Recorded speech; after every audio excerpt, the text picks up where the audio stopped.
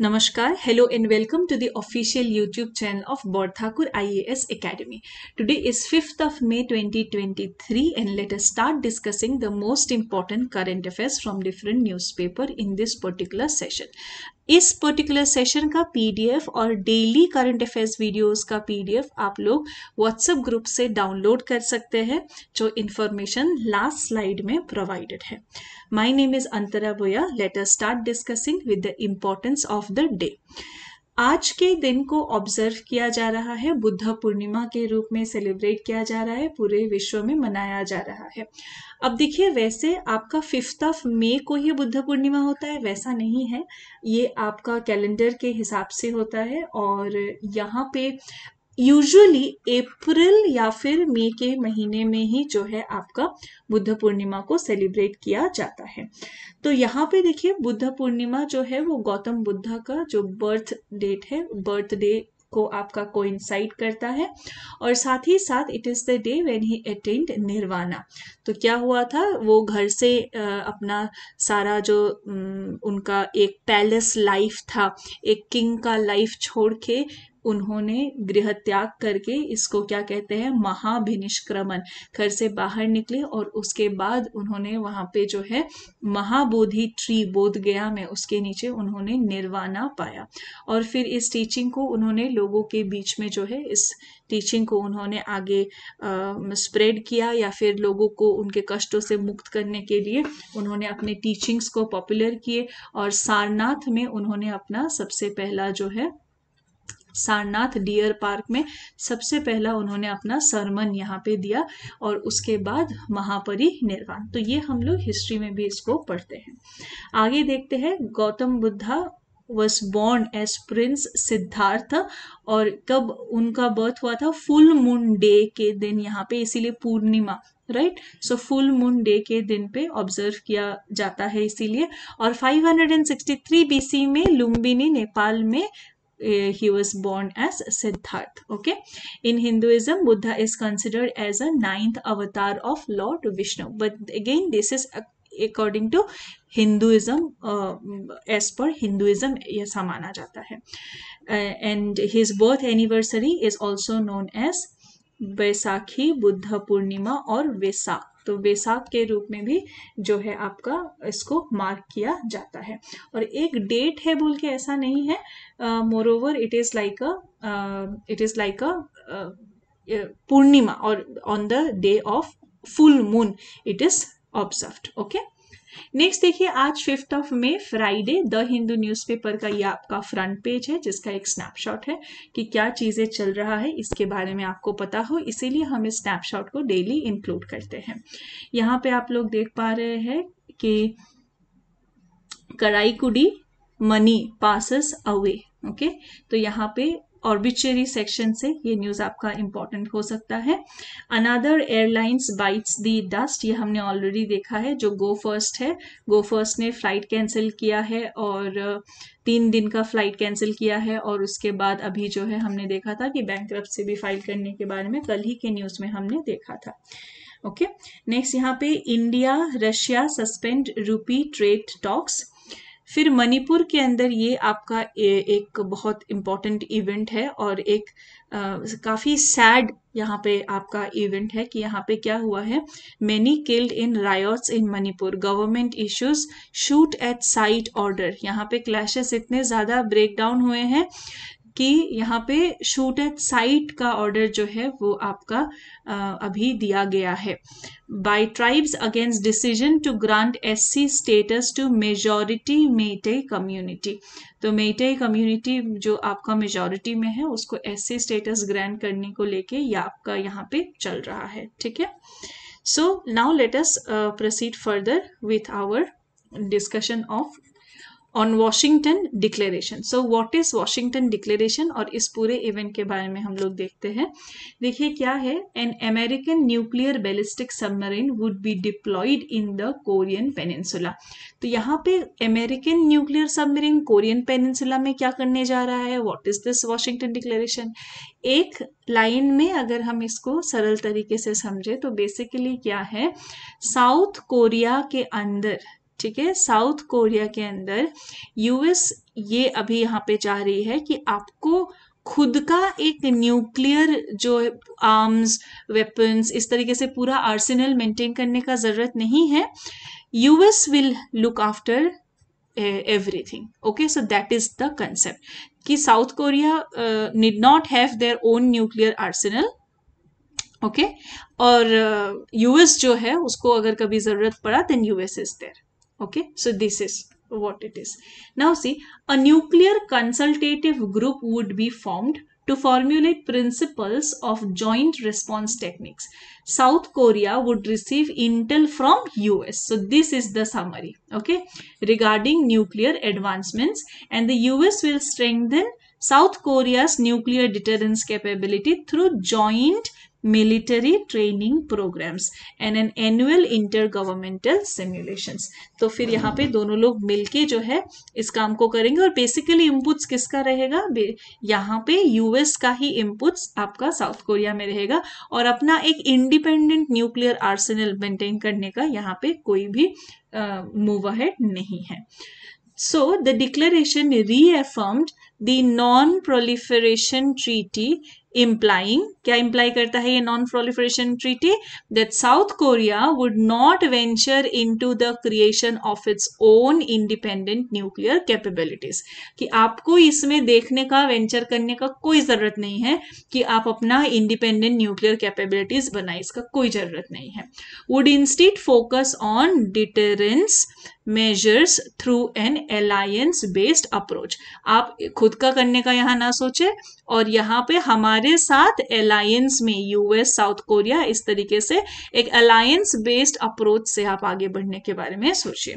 It also mandates the US president as the only sole authority to use the nuclear arsenal of the US in the event of nuclear confrontation.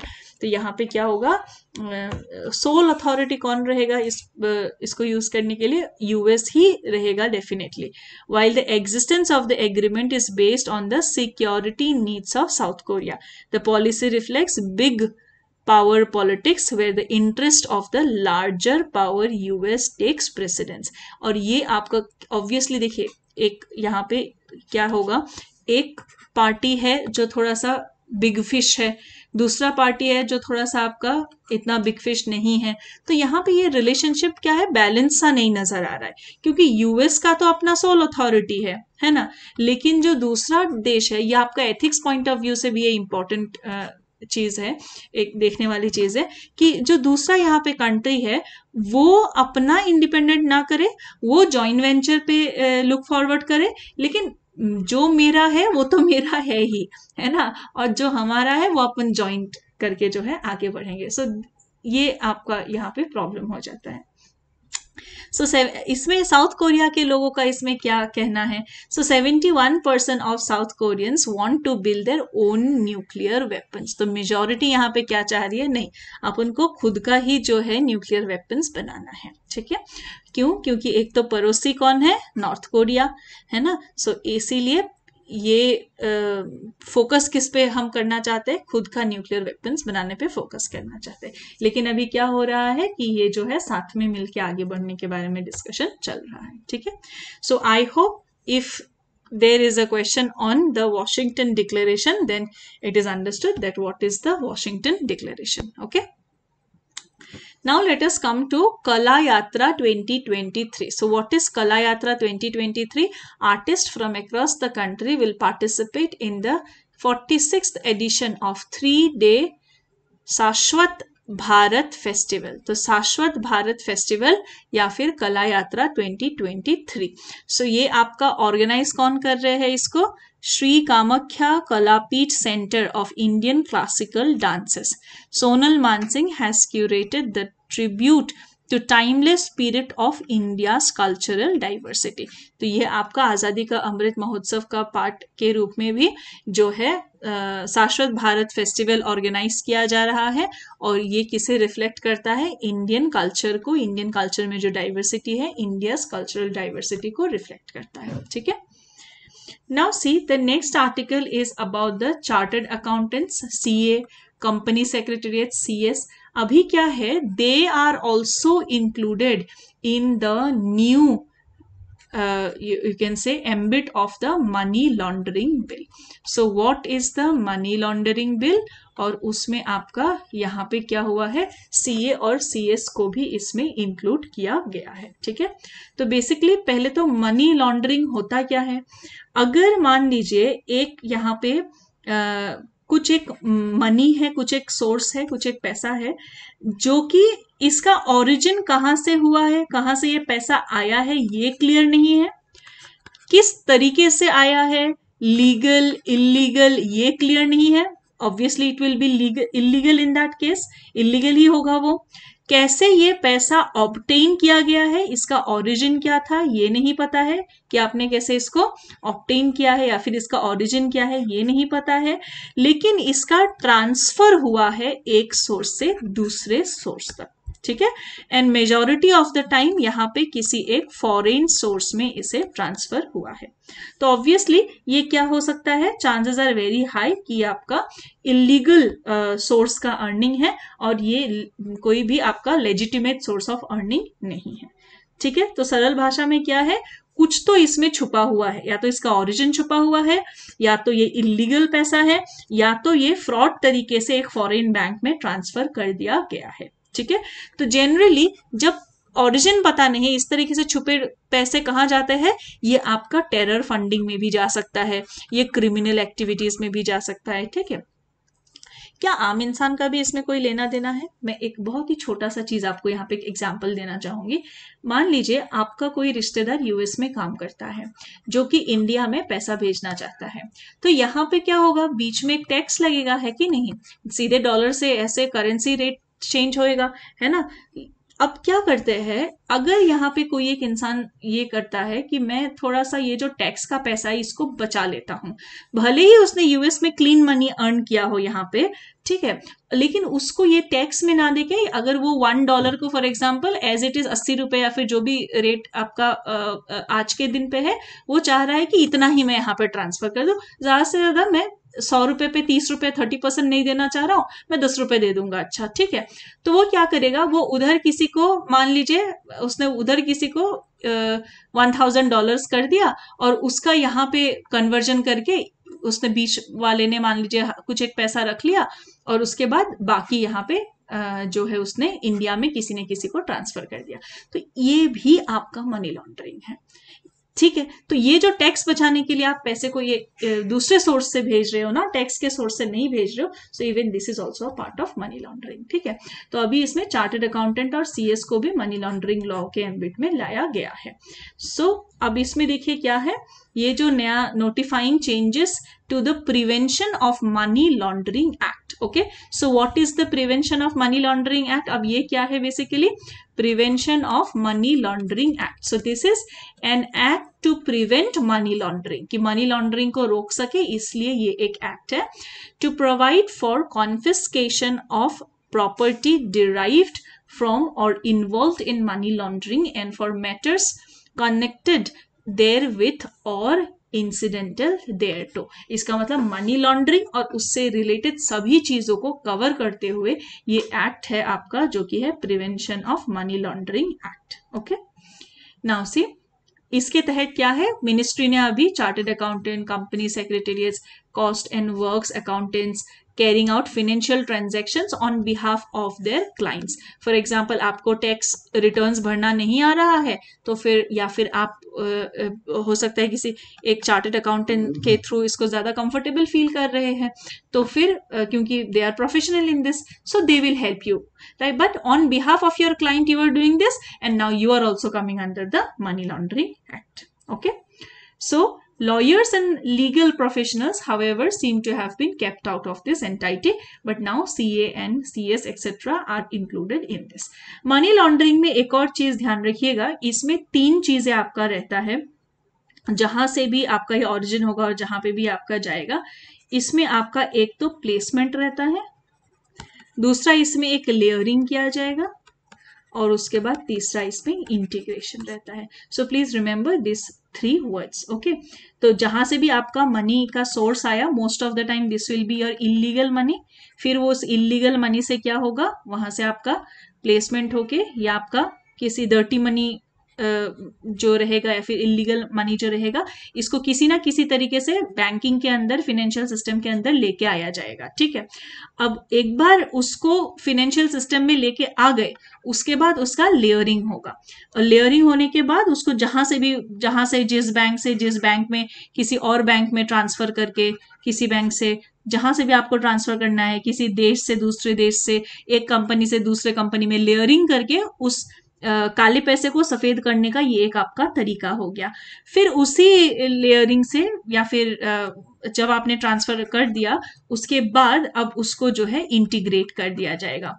Integrate करके हो सकता है किसी ने कोई बंगला खरीद लिया हो, किसी ने कोई लग्जरी कार ले लिया हो, किसी ने एयरलाइंस की कंपनी डाल दी हो. तो ये सब चीजें मतलब इन्वेस्टमेंट के तरीके से अब इसको जो है बेसिकली इस इलीगल मनी को किस तरीके से इंटीग्रेट किया. So you can remember PLI, that is your placement, layering and integration. Okay, इससे क्या हुआ, इलीगल मनी को किस तरीके से इस फॉर्म में लेके आ गए. तो इसके लिए 3 स्टेप्स रहते हैं. ठीक है, आप इस डायग्राम को भी बना सकते हैं मनी लॉन्ड्रिंग के केस में, किसी भी चीज में. Okay, that is your PLI.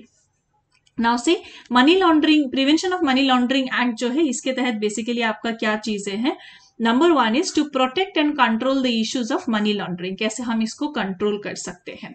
To confiscate and take into custody. अगर कोई भी प्रॉपर्टी ऐसे एक्वायर किया हो या फिर कोई भी पैसा इन्वॉल्वमेंट जो भी आप इस सिस्टम से जो जहां पे भी आप पहुंचे हो, so it will take away everything. To confiscate, take into custody any property that is likely derived from और has involved in case of money laundering.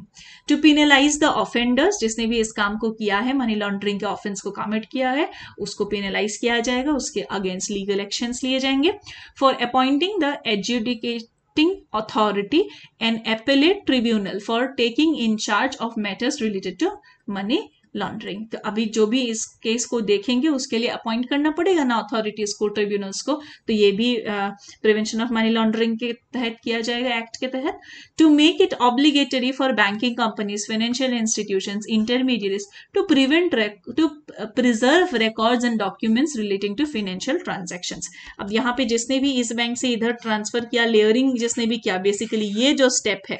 अब यहाँ पे आपने बोल दिया हमारे पास डॉक्यूमेंट नहीं है, या फिर ये जो है हवाला यहाँ पे हुआ है, या फिर बेनामी अकाउंट है, तो ये सब चीजें नहीं होना चाहिए. आप डॉक्यूमेंट नहीं है बोलने से नहीं होना चाहिए, और यहाँ पे प्रॉपर डॉक्यूमेंटेशन आपको रखना पड़ेगा.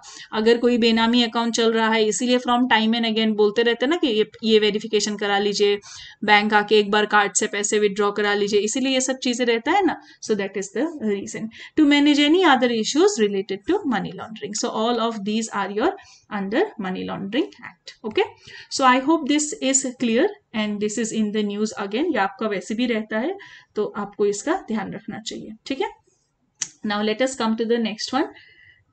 Mridangam Virtuoso, that is your very famous artist regarding this. Karaikudi Mani takes the final bow. So he passes away, Karaikudi R. Mani. So he dominated the world of Carnatic music and he is a Mridangam player, and that is why he is in the news, because he passed away at the age of 77. Okay.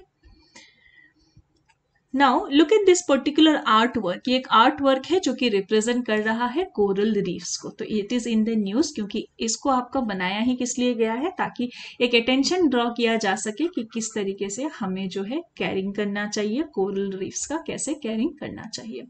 And ongoing exhibition titled coral blends technology with art to raise awareness about the environment.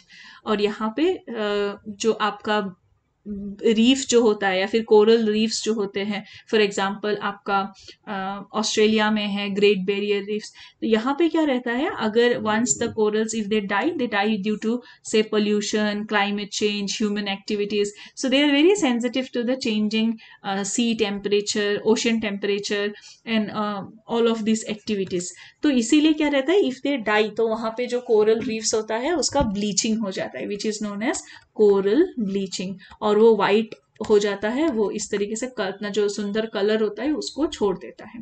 सो ये एक तो इसके वजह से pollution का indicator भी ये हो गया, और जो बायोडाइवर्सिटी के लिए इंपॉर्टेंस है वो भी यहाँ पे एनवायरमेंट के लिए जो है आपका खराब चीज ये आपका हो गया। If the coral reefs are bleaching out, so this is your an environmental disaster that is happening. Okay, now see the next article is regarding the global report on food crisis 2023, और यहाँ पे इतने initiatives के बाद भी अगर हम पूरे ग्लोबली देखें कि फूड क्राइसिस का क्या सिचुएशन है, हम लोग सस्टेनेबल डेवलपमेंट गोल 2 अचीव करने के बारे में भी था, है ना, कि अगर आपका zero hunger, no poverty, that is also there in the question, but you see इस रिपोर्ट को आप कोट कर सकते हैं, global report on food crisis estimated that about 258 million people in 58 food crisis countries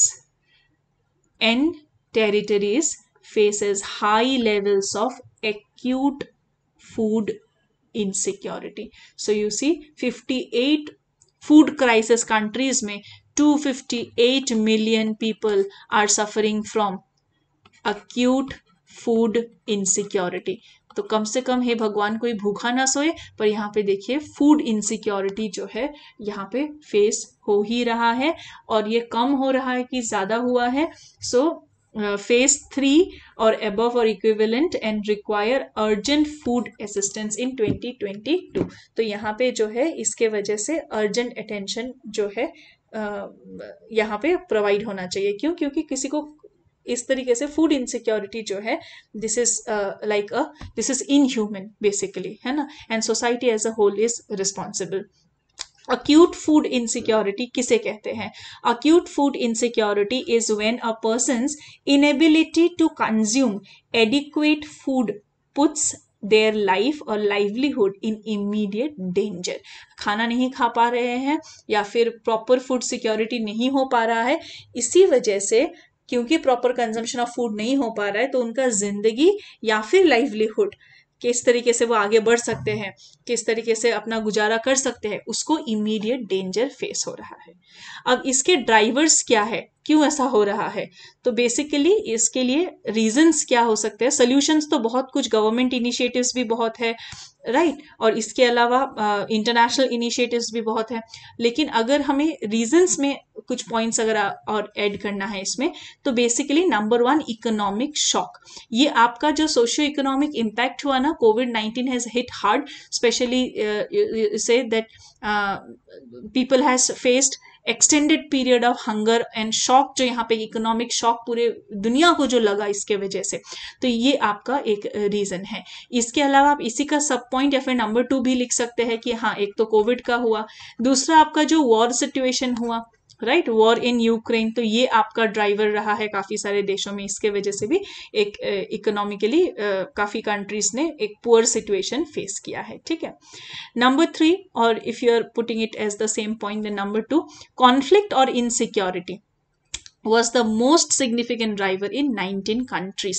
तो यहाँ पे जो भी आपका कंट्रीज के अंदर विद इन द कंट्रीज जो आपके इनसिक्योरिटीज रहते हैं, जो कॉन्फ्लिक्ट रहते हैं, उसके वजह से आपका प्रॉब्लम रहता है। For example Afghanistan, South Sudan, Syrian Arab Republic, तो यहाँ पे क्या है, इंटरनल कॉन्फ्लिक्ट और एक्सटर्नल कॉन्फ्लिक्ट और इनसिक्योरिटी के वजह से ये आपका प्रॉब्लम रहता है।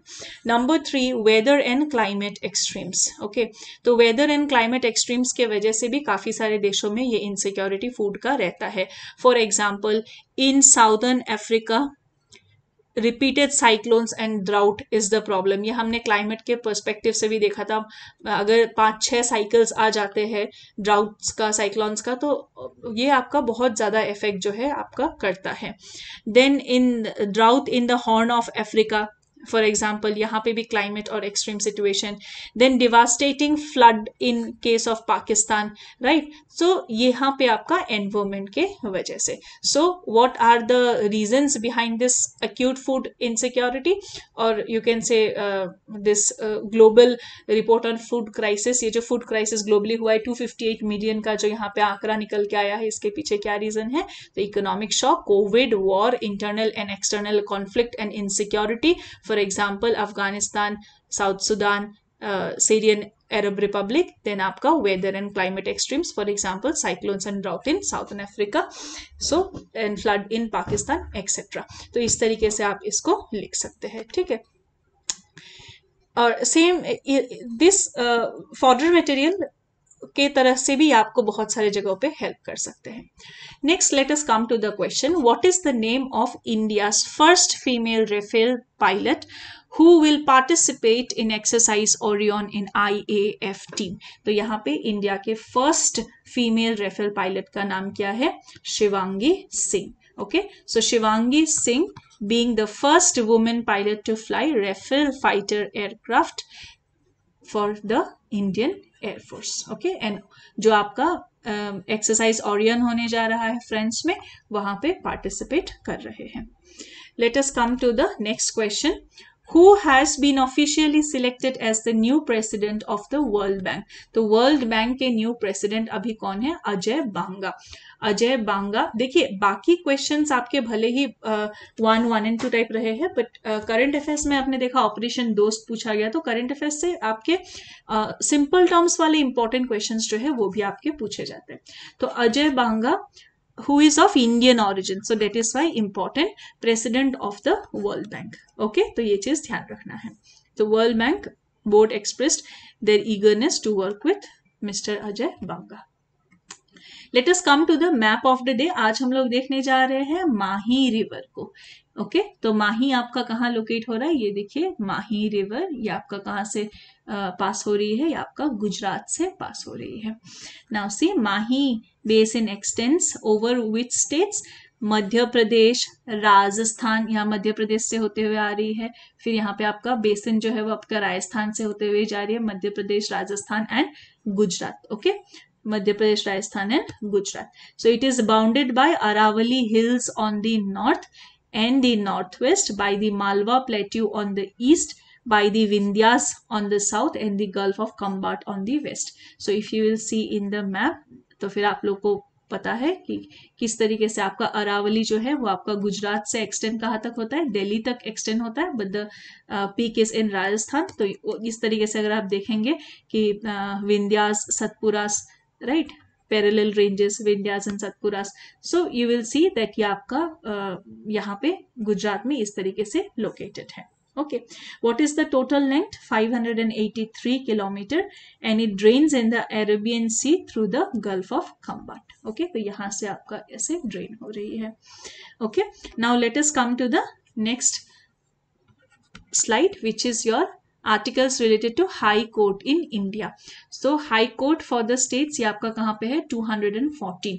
अगर आपको एटलीस्ट पहला आर्टिकल भी अगर आप यहाँ पे ध्यान रखते हैं तो फिर एक क्या हो जाता है, यहां से आपका ये सीक्वेंस आपको थोड़ा बहुत कम से कम याद रह जाता है कि इससे जो आपका आगे चल के सीक्वेंस है that is regarding your the high courts. Constitution of high court किस में है? 216 में है। Oath and affirmation of the high court जजेस 219। तो इस तरीके से आप ध्यान रख सकते हैं। क्या कॉमन हाई कोर्ट हो सकता है 2 या 2 से ज्यादा स्टेट्स में? यस, हो सकता है। Establishment of a common high court in 2 और मोर स्टेट्स, ये किस में दिया हुआ है? 231 में दिया हुआ है। ठीक है, तो आज के सेशन में हम इतने करंट अफेयर्स को यहाँ पे देख रहे हैं। An article that I am going to leave you with today is your what is behind Manipur wide spread unrest. ये आप डाउनलोड कर सकते हैं PDF, वहां से भी देख सकते हैं कि बेसिकली यहाँ पे आपका इस आर्टिकल में दिया हुआ है कि इसका क्या ओरिजिन रहा है, क्या मेजॉरिटी माइनॉरिटी वहां पे स्टेटस रहा है, आपका एक फुटबॉल ग्राउंड के तरह किस तरीके से एक फुटबॉल स्टेडियम के तरह आपका इम्फॉल वैली है, और कैसे यहाँ पे आपका 4 हाईवेज में से 2 लाइफ लाइन्स है, और 10% ऑफ द वैली में मणिपुर के पॉपुलेशन को किस तरीके से डोमिनेट कर रहा है नॉन ट्राइबल मेइटे का जो पॉपुलेशन है, who account for more than 64% of the population of the state and yields 40 of the state 60 MLAs। Okay, तो यहाँ पे व्हाट इज द माइदर आर्ग्यूमेंट, उनका क्या आर्ग्यूमेंट है इस पूरे इवेंट को लेके, और क्या ट्राइबल ग्रुप्स अगेंस्ट है मैइतेई स्टेटस के, और अगर है तो फिर किस लिए है, and what led to this unrest कि शूट एट साइट यहाँ पे सिचुएशन आ गया, तो इसके पीछे क्या रीजन है। Also you will read this article, you will find that there is your Kuki Zomi people of Manipur, what are they saying, उनका क्या यहाँ पे है, और एक एनवायरमेंट का एंगल भी इसमें आता है। तो ये सभी चीजें जो है I leave you with this particular thought today, and ये आपका what triggered the conflict between non tribal Meitei people and the other tribal groups, इसमें क्या हुआ है, ये पूरा आर्टिकल को आप गो थ्रू कर सकते हैं, and then you can try to attempt this question, जो कि आज का मेंस का प्रैक्टिस क्वेश्चन है। What is the dilemma related to the development of tribes in India, क्यों ये टाइम एंड अगेन न्यूज में हमें देखने को मिलता है, why this is still existing, who are the scheduled tribes, and why there is this dilemma, and what is the dilemma related to the development of tribes in India। okay, आप पूरे class का PDF जो है वो download कर सकते हैं हमारे व्हाट्सएप ग्रुप से, जिसका लिंक आपको डिस्क्रिप्शन में दिया हुआ है। Thank you everyone, take care, stay blessed and have a great day ahead, bye bye.